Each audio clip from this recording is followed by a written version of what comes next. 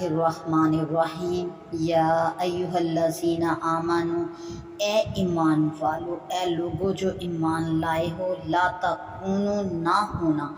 कल्लज़ीना, उन लोगों की तरह ना होना, काफ़रू, जिन्होंने कुफ़र किया या जो काफिर हैं उनकी तरह ना होना। वक़ालू, और वो कहने लगे, लिइख्वानिहिम, अपने भाइयों से कहने लगे, इज़ा दारबू फ़िल अर्दी, जब वो ज़मीन में सफ़र के लिए निकले, औ कानू गुस्सल, या जहाद के लिए निकले, लौ कानू इंदाना, अगर तुम होते हमारे पास, अगर हमारे पास होते, माँ मातू, तो ना मरते, व मा कुतिलू, और ना मारे जाते। लियजअलल्लाहु, ताकि कर दे अल्लाह, ज़ालिका, इस बात को,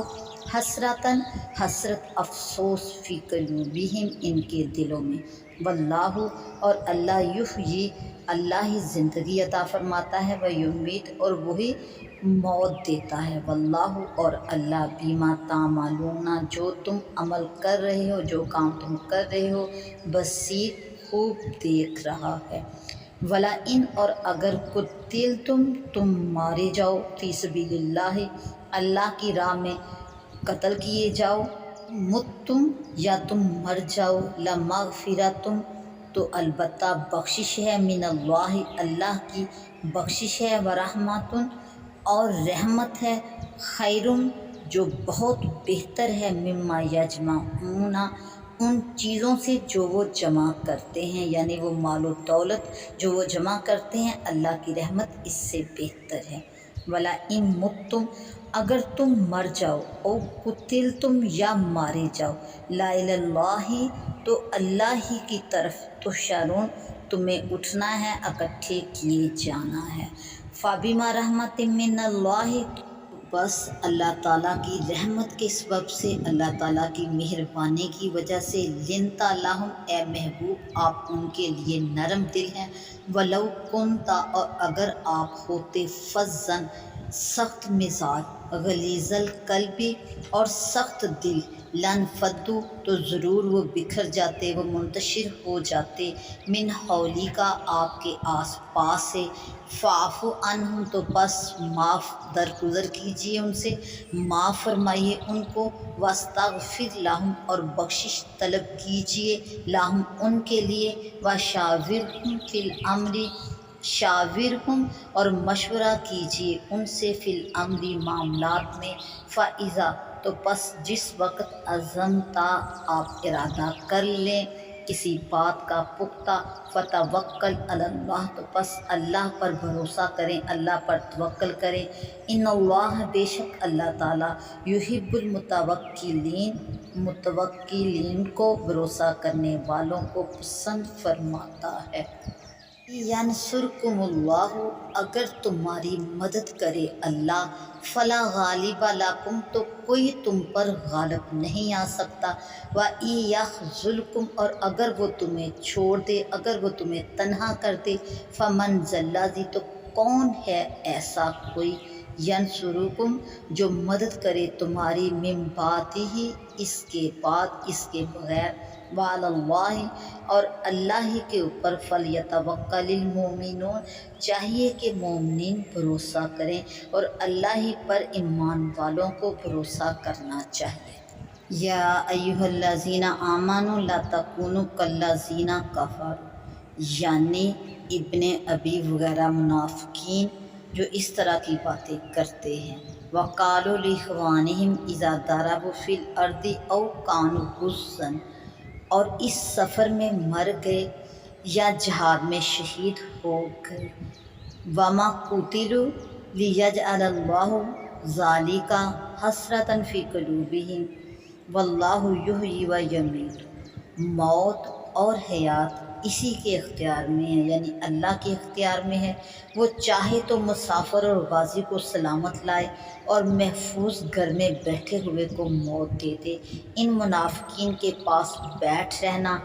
क्या किसी को मौत से बचा सकता है? और जहाद में जाने से कब मौत लाज़म है? और अगर आदमी जहाद में मारा जाए तो वो मौत घर की मौत से बदरजहा बेहतर ہے، لہٰذا منافقین کا یہ قول باطل اور فریب دہی ہے، اور ان کا مقصد مسلمانوں کو جہاد سے نفرت دلانا ہے، جیسا کہ اگلی آیت میں ارشاد ہوتا ہے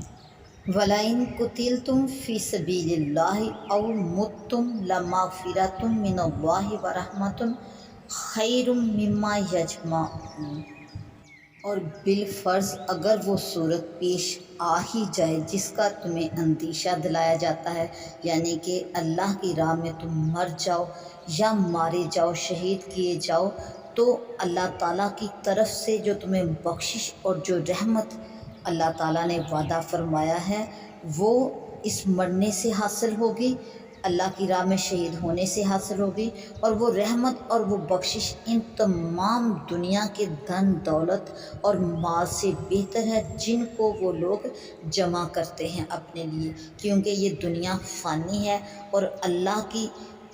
جنت اور اس کی نعمتیں باقی ہیں۔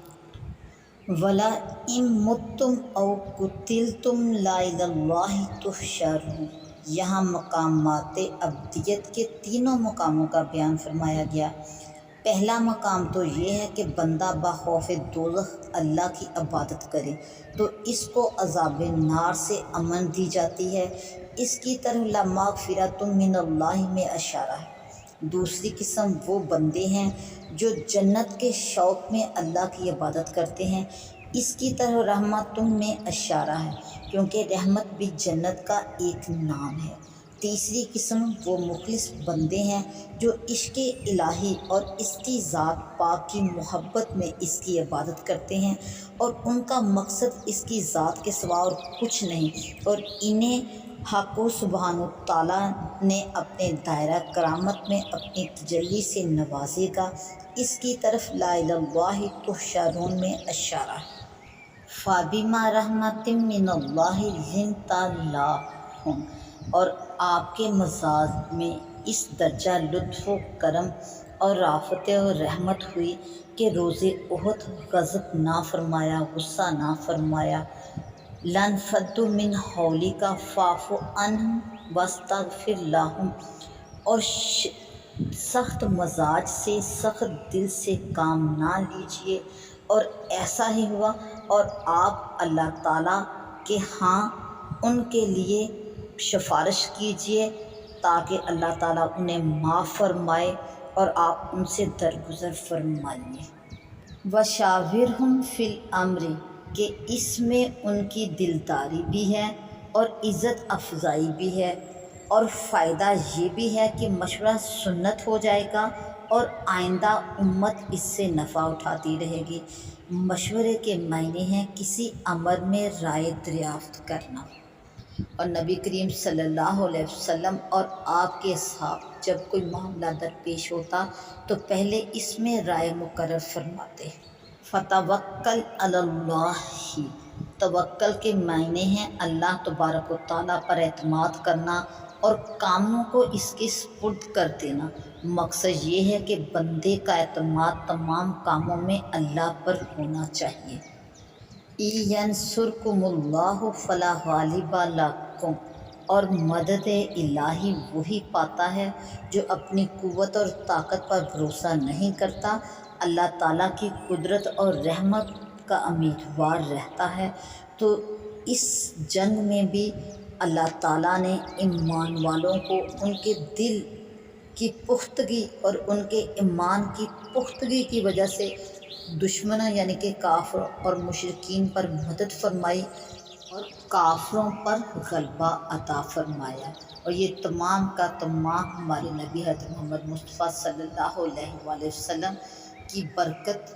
کے سبب سے تھا۔